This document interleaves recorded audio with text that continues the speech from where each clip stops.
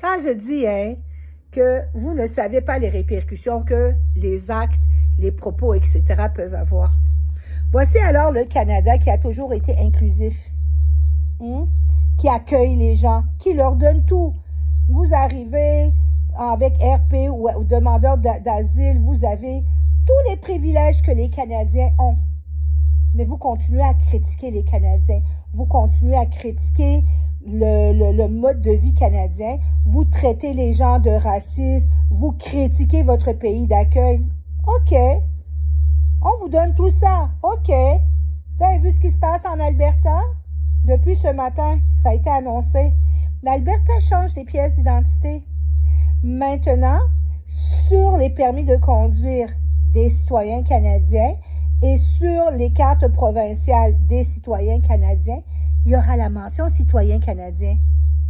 Donc, ils vont faire une différence. Vous savez pourquoi? Parce qu'à force de parler haut et fort et de critiquer tout le temps, et à force de dire des choses stupides sur Internet en pensant qu'il n'y a que votre communauté qui vous suit, comme j'ai entendu le monsieur ce week-end qui traitait tous les Québécois. Une chance, c'est pas au Québec, donc on va pas venir dire, il ne peut pas venir dire que c'est les Québec.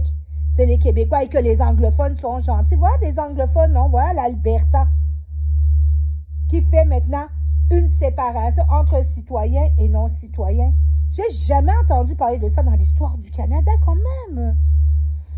Donc maintenant, comme vous venez et que vous ouvertement vous dites qu'il y a le way, que vous savez comment aller le système, hein? Il y a même ceux qui écrivent, on peut acheter les permis de conduire, j'ai le way. J'ai encore vu ça aujourd'hui. Il y a les autres qui disent, il faut travailler au noir. Hein? Je vais vous expliquer comment faire.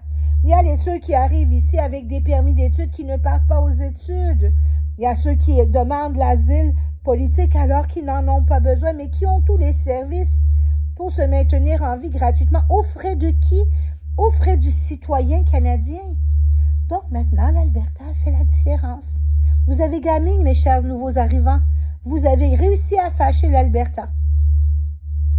Et ça, vous savez, je vous ai déjà expliqué, on confond un peu les choses. Vous pensez que parce que vous avez droit de parole et droit de manifestation, ça va changer quelque chose. Au Canada, on vote nos élus. Nos élus travaillent pour nous. Mais qui a droit de vote? Les citoyens canadiens. Donc, même si vous criez, vous sautez, vous gesticulez, si ce n'est pas vous qui votez, vous ne pouvez pas changer les lois. Parce que l'élu, là, il est là pour travailler pour ses citoyens. Donc, s'il ne fait pas le travail que les citoyens ont demandé, il ne rentrera pas. Il peut même sauter avant la fin de son mandat. Donc, là où vous gesticulez comme ça, là, vous ne faites que vous enfoncer encore plus. C'est-à-dire que maintenant, il y aura peut-être des services qui vont être que pour les citoyens en Alberta. Il y a une raison pourquoi ils mettent citoyens sur le permis de conduire et sur la carte provinciale. Et ça, mes chers petits amis, c'est quelque chose qui a été demandé par les concitoyens de l'Alberta. Croisez les doigts que ça ne fasse pas boule de neige et que les 19 autres provinces ne se réveillent pas.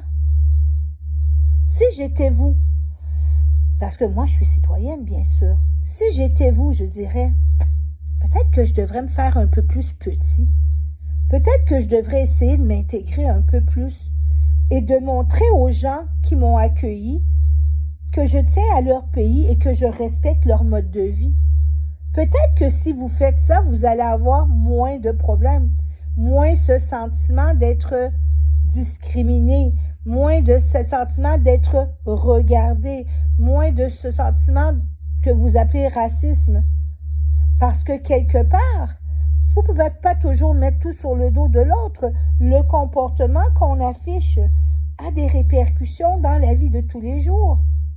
Et vous savez, on ne regarde pas les 90% des nouveaux arrivants qui se comportent bien. On voit les 10% qui ne se comportent mal. On ne regarde pas les 90% des nouveaux arrivants qui ne profitent pas du système et qui contribuent à la société.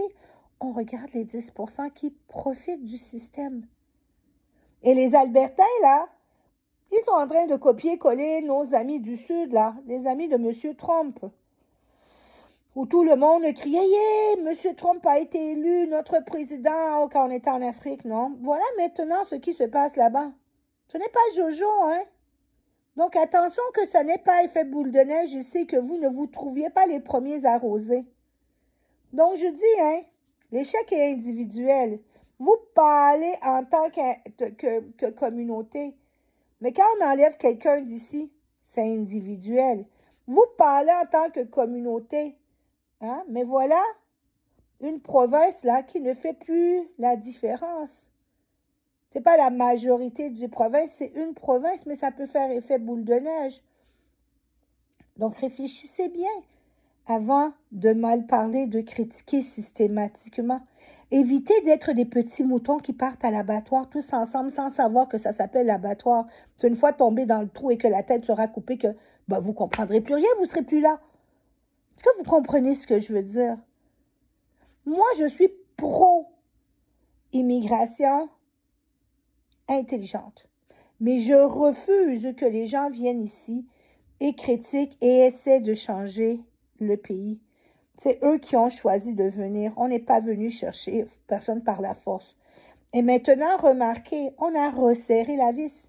On a réduit le nombre d'immigrants temporaires et le nombre d'immigrants permanents. Et ça va se réduire encore, c'est annoncé. L'économie ne va pas bien. Hein? Et vous arrivez et tout ce que vous trouvez à faire, c'est chialer. Eh bien, voilà, bravo, on vous a entendu. Maintenant, il y a une discrimination entre les deux.